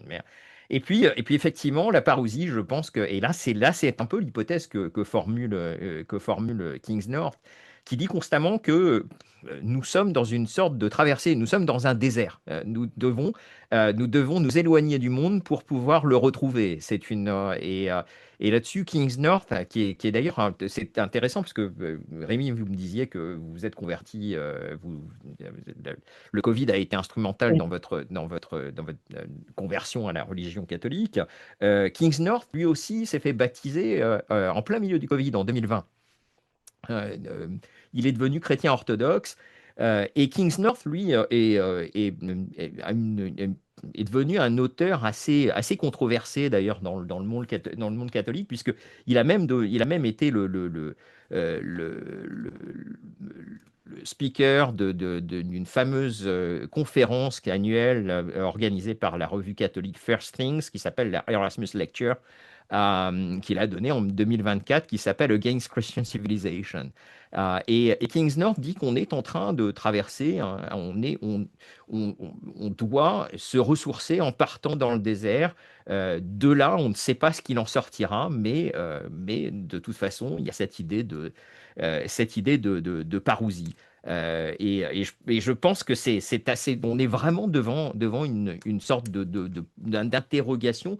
Il est clair, à mon avis, que de toute façon, la normalité telle qu'on l'a connue avant cette période du Covid, est quelque chose qui est, en tout cas, dans la conscience de nous autres, et quelque chose qui est impossible à résumer. Je pense qu'on ne peut pas revenir à quelque chose qui a cessé d'exister. Donc, je crois qu'on est vraiment obligé d'aller de l'avant. Et là-dessus, il y a plusieurs stratégies. Je dois dire que effectivement, la troisième me paraît me paraît la seule envisageable d'un point de vue chrétien, bon, je crois qu'on est vraiment devant un nouveau commencement. Mais Renaud, si vous le permettez, vu qu'on est dans cette question de l'Apocalypse depuis le début de l'émission, Mhm, il y a cette figure de la femme qui va accoucher dans l'Apocalypse de Saint Jean et qui, mhm, justement, pour échapper au serpent, au dragon, à l'antique dragon, fuit dans le désert pour accoucher. Et mhm, donc, elle doit quitter la ville, donc la cité Babylone, la civilisation, donc le monde du progrès, le monde des hommes, le monde de la machine, pour se retirer dans le désert et accoucher de la nouvelle naissance qui elle-même est la promesse de quelque chose d'autre. Est-ce que je pourrais me permettre, et j'en aurais fini avec Arendt si vous voulez, mais parce elle conclut ce livre, Le système totalitaire, que je vous recommande vraiment à tous. C'est vraiment le dernier paragraphe de son livre et elle donne justement un petit signe d'espoir qui parle de ça. Elle dit ça, elle dit, mais demeure aussi cette vérité que chaque fin dans l'histoire contient nécessairement un nouveau commencement. Ce mhm. commencement est la promesse, le seul message que la fin puisse jamais donner. Le commencement, avant de devenir un événement historique, est la suprême capacité de l'homme. Politiquement, il est identique à la liberté de l'homme. Citation, pour qu'il y eût un commencement, l'homme fut créé, a dit saint Augustin. Ce commencement est garanti par chaque nouvelle naissance. Il est en vérité chaque homme. Voilà, ça c'est la fin de son livre et enfin, ce qu'elle nous dit, mais elle le dit bien mieux que moi, c'est que voilà, dans chaque homme, dans chaque naissance, il y a toujours ce potentiel recommencement qui est le signe de notre liberté, y compris de notre liberté politique. C'est pour ça qu'il ne faut pas désespérer. L'histoire recommencera avec chaque nouvelle génération, donc n'ayons pas trop peur. Sans doute pour autant quand même négliger ou sous-estimer en tout cas les forces en présence. Ah non, mais bien sûr. C'est Mais une. je veux dire, mais il faut pas totalement. Ne vous suicidez pas tout de suite. Il y a quand même une Hmm. Oui, oui, petite larme c'est l'espoir. d'espoir L'espoir qui est seulement. une disposition qui fait vivre, qui est un sentiment de lutte, comme le Absolument. disait Bernanos, hein. Rémi? Non, je suis d'accord, et ce d'autant que le système progressiste tel qu'il existe et tel qu'il nous fait souffrir, sans vouloir rentrer dans des considérations ultra polémiques, parce que c'est Mhm. celles qui m'ont valu le plus de problèmes depuis des années, mais repose quand même sur un soutien générationnel et l'électorat d'Emmanuel Macron. Enfin, il suffit de lire toutes les enquêtes politiques qui ont été menées depuis 2017 pour voir qu'il y a une partie de la population, c'est-à-dire grosso modo les plus de 65 ans, qui porte et qui maintient coûte que coûte, quoi qu'il arrive, Emmanuel Macron au pouvoir. Il y a aussi, dans la crise qu'on traverse, multidimensionnelle, il y a aussi une dimension générationnelle. Voilà. Et donc, sans cynisme aucun de ma part, parce que ce sont les grands-parents que nous chérissons, mais par définition, cette difficulté-là va aussi passer. Oui, oui, ça c'est là-dessus, je pense que vous avez tout à fait raison. Et justement, il y a une chose tout à fait essentielle qui, à mon avis, s'est passée. D'abord, le sacrifice quand même il y a un grand nombre de jeunes ici qui ont l'impression que l'ère du Covid est une sorte de jeunesse volée, en fait, hein. À tel point d'ailleurs qu'il y avait un certain nombre de sondages récents qui disaient que ça avait énormément joué en faveur, en tout cas, de la désaffection de la jeunesse vis-à-vis du Parti démocrate, parce que le Parti démocrate a été aux États-Unis le parti des restrictions, du parti plus encore que le Parti républicain, bien que bon, le Parti républicain n'a pas été tout à fait clair sur cette question. Mais vous avez eu une désaffection de la jeunesse américaine vis-à-vis de la gauche américaine, vis-à-vis du Parti démocrate, en raison de cette idée précisément de jeunesse volée. Vous avez aussi cette idée qu'on entend en bruit de fond dans les commentaires de la vie contemporaine, la vie politique contemporaine aux États-Unis et dans le monde anglo-saxon, c'est cette idée du congédiement de ce qu'on a appelé le boomer truth regime, qui était fondée sur alors deux choses, à la fois le plus jamais ça, le plus jamais Auschwitz, Auschwitz considéré comme la seule manifestation incarnée du mal, et puis en même temps comme une espèce de désir lénonien de concevoir sa propre réalité complètement à l'écart du monde matériel. Donc vous avez eu ce moment assez bizarre. Mon ami Ernest Lyons, qui est un intellectuel américain, décrivait ça aussi comme le retour des dieux forts, le congédiement des dieux faibles du plus jamais ça, précisément, et le retour en fait à une idée qu'on pourrait finalement enfin faire des choses. On pourrait retrouver une espèce d'ardeur, une espèce de thumos dans l'existence. Et que le Covid, encore une fois, aurait été un moment tout à fait décisif là-dedans, dans ce retour des dieux forts et ce congédiement des dieux faibles. Donc il y a effectivement je crois que le caractère multigénérationnel du Covid est encore quelque chose, c'est vraiment une ligne de fracture absolument fondamentale. Mais, Et En si vous complément, permettez, pardon. Renaud, sur ce point de la fracture générationnelle, il y a un autre aspect qui me semble tout à fait évident et essentiel, c'est cette question de la dette, hein. Parce qu'on nous a parlé du quoi qu'il en coûte, etc. On a vu Emmanuel Macron augmenter de 1500 milliards, enfin, je ne sais plus mm, exactement quel est le chiffre, en quelques années, la dette française. On se rend compte maintenant, tout le monde est au courant que, en gros, la génération baby-boomer a profité d'une croissance exceptionnelle dans l'histoire de l'humanité en pillant les ressources naturelles. Maintenant, on nous fait le coup de vous avez pollué la terre et c'est de votre faute. Mais aussi en accroissant comme jamais dans l'histoire de l'humanité la dette. Mais la dette, c'est quoi? C'est nous qui allons, enfin nous et nos enfants qui allons payer demain. Il va bien falloir rembourser un jour. Donc on se rend compte que, bah oui, on a dépensé un pognon de dingue, on a fait de quoi qu'il en coûte, mais quoi qu'il en coûte, qui paiera? Et ça commence à faire son petit bonhomme de chemin. Et je crois que ça, pour le coup, ça peut être quelque chose de politiquement très fort.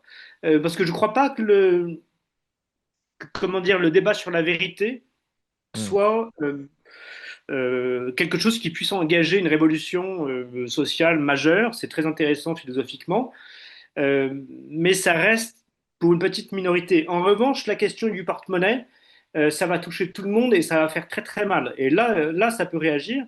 Et ce clash générationnel, à mon avis, va se faire sentir aussi et essentiellement sur cette question financière. Ça se voyait par Et une courbe tout à fait extraordinaire. On voit la création monétaire de dollars depuis le début de l'histoire de la République américaine, et on voit que, moi, je me rappelle plus, mais c'est dans une proportion d'à peu près 90% des dollars imprimés aux États-Unis l'ont été depuis 2020. Et je crois que la plus grosse inflation monétaire a été entre 2020 et 2022. C'est absolument vertigineux quand on regarde ces courbes. pour faire écho à ce que vous dites, euh, ça fait maintenant 4 ans, et on peut le retrouver, que je partage un peu ce sentiment, à savoir que ce qui nous indigne, aussi noble soit-il, et c'est peut-être ce qu'il y a de plus noble finalement, les questions qu'on se pose sont les questions peut-être les plus nobles en matière politique et philosophique, mais ne conduiront pas à des transformations politiques concrètes. Et l'histoire de France démontre que quelles que soient les injustices, quelles que soient les ignominies qui ont pu s'y dérouler, au fond, la fiscalité a toujours été le déclencheur des révoltes. Et pour compléter ce qu'on se disait aussi avant et ce que je disais moi-même, en réalité, le progressisme comme phénomène politique, il marche sur deux jambes aujourd'hui. En tout cas, il y a effectivement les boomers d'un côté, mais il y a aussi de l'autre les CSP+. Or, pour la première fois dans l'histoire des révolutions industrielles, ce sont les CSP+, qui vont être impactés, dépossédés par l'innovation technologique. Et vous connaissez peut-être cette note de Goldman Sachs qui va remonter à 2023 maintenant. L'essentiel, les 300 millions d'emplois menacés à court terme par l'intelligence artificielle par exemple, ce sont des journalistes, ce sont des avocats, c'est plus l'école bleue. Et donc, ce socle de soutien aujourd'hui au progressisme politique est condamné à s'effondrer.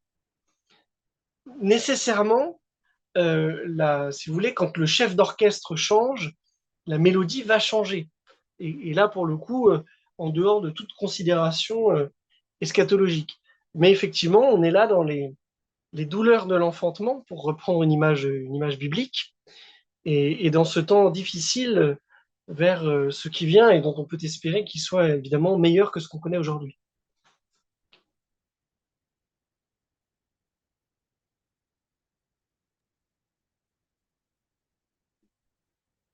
Renaud, est-ce que vous voulez ajouter quelque chose à ce que vient de dire Rémi? Je crois qu'on arrive quand même au terme de la discussion. Effectivement, je pense qu'on a couvert énormément de chemin depuis presque 2 heures maintenant. J'avoue qu'il est clair que nous sommes tous d'accord sur le fait que quelque chose d'absolument terrifiant s'est produit. Nous sommes tous d'accord sur l'idée que ça n'est pas la fin des forces les plus obscures et les plus sinistres qui ont présidé à cet événement, mais quelque chose s'est manifesté. En tout cas, on ne peut plus voir les choses de la même façon avant et après, et qu'il y a en germe, ne serait-ce que d'ailleurs dans la dernière question que nous avons abordée, qui est la question fiscale, la question de la dette, des choses qu'on ne peut, une sorte de génie qui est sorti de la bouteille qu'on ne pourra plus faire rentrer dedans. Et ça, c'est la preuve. C'est depuis ce jour dont je vous parlais tout à l'heure, c'est notamment cette espèce de scène à la télévision française des gens qui marchaient sur le quai de la Velle avec ce commentateur qui disait mais quelque chose d'absolument horrible est en train de se produire. On a l'impression, et ça c'est le sentiment qui n'a cessé de m'assaillir depuis ce moment-là, que quelque chose d'irrémédiable s'était produit. Et quelque chose d'irrémédiable, d'irréparable s'était produit. Et je pense que c'est le sens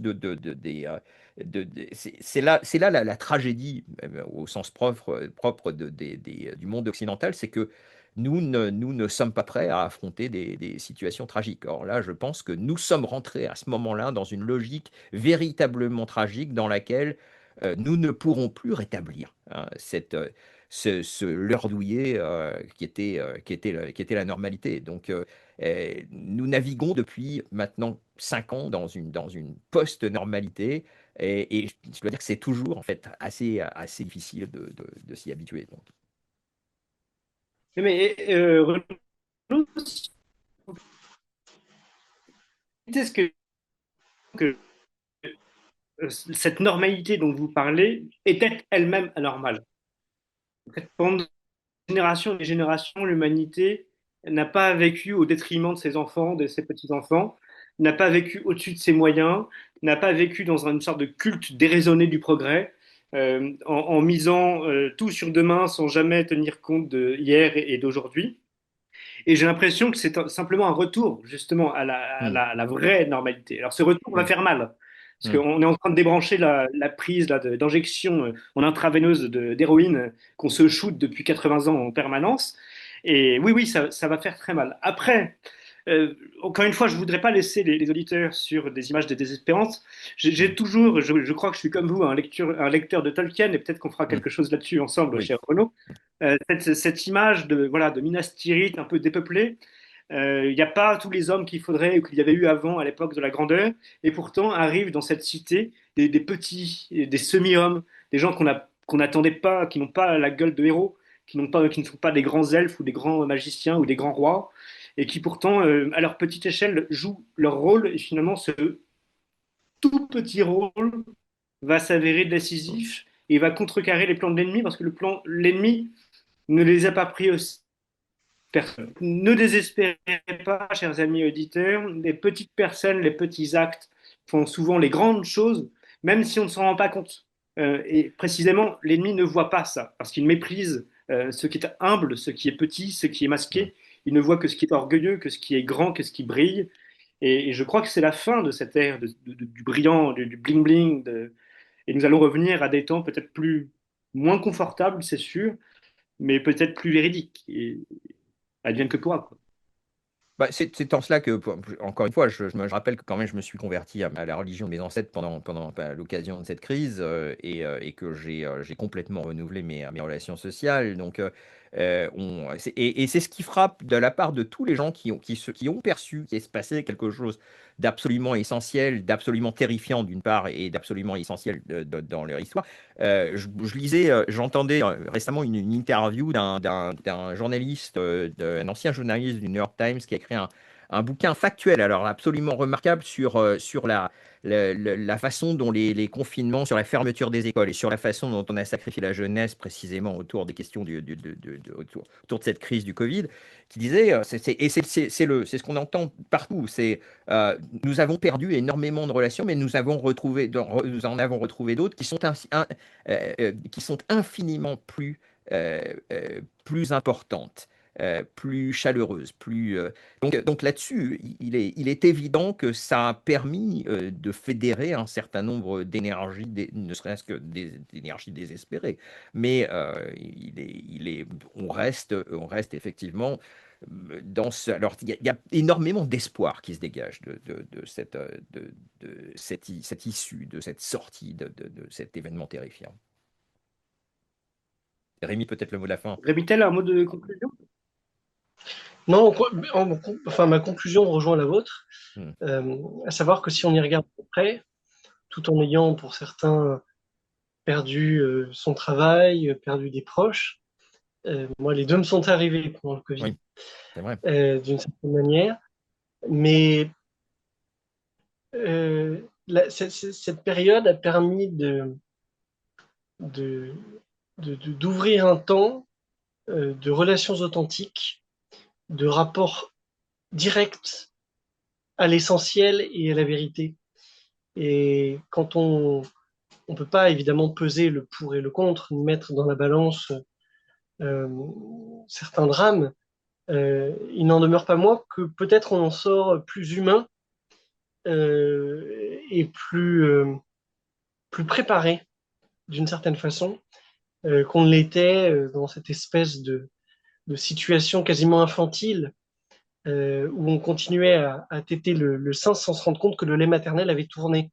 Voilà, le lait maternel a tourné, celui qu'on suce auprès de l'État, d'un certain nombre de croyances qui se sont révélées n'être justement que des croyances.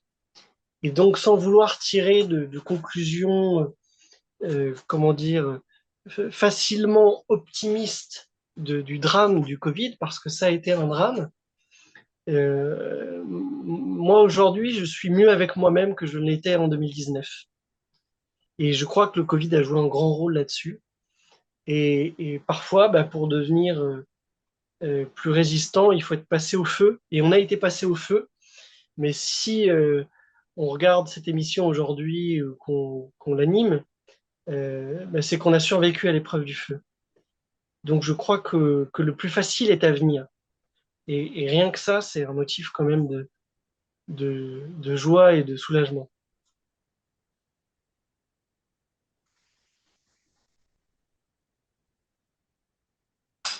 Je vous entends plus. Renaud, il y a un message de fin d'enregistrement et ton micro est éteint. Non, j'avais posé. Non, merci infiniment, Rémi, pour cette Merci à vous. conclusion pleine d'espoir. Je crois que rien n'est à ajouter. Peut-être Alexandre, si tu as un dernier mot de la fin, mais je crois que c'était vraiment, vraiment formidable.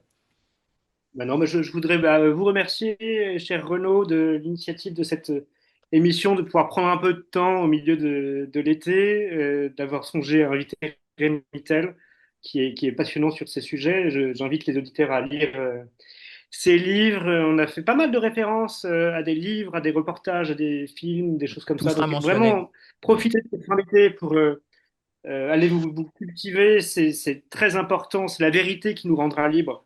Donc allez-y, on a encore des armes intellectuelles qui s'offrent à nous. On a encore les moyens de les obtenir. Donc profitons de cette richesse qu'on a sous les mains pour nous cultiver, pour nous rendre intelligents, pour discuter entre nous. Encore une fois, c'est ça qui nous rendra libres et qui nous permet de nous faire à la fois de nouveaux amis. C'est la première fois que je parlais avec Rémi tel. Renaud, on commence à se connaître un peu mieux, mais c'est très appréciable de rencontrer des personnes comme ça. Donc, allons-y, chers amis, continuons. Merci à vous deux.